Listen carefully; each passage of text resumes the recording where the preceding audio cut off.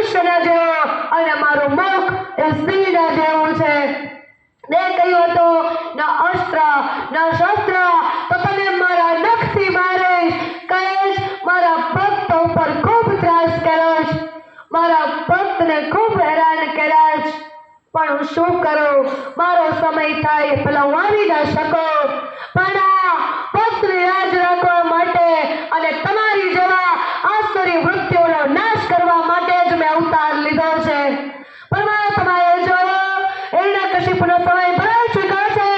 એના છાતી ઉપર જોરદાર નખના પ્રહાર કરતાની સાથે લોહી ઓગતા ઓગતા પૃથ્વી પર ઢળી પડે. એના શરીરમાંથી પ્રાણ નીકળી મહાપ્રાણમાં બલ નૃસિંહ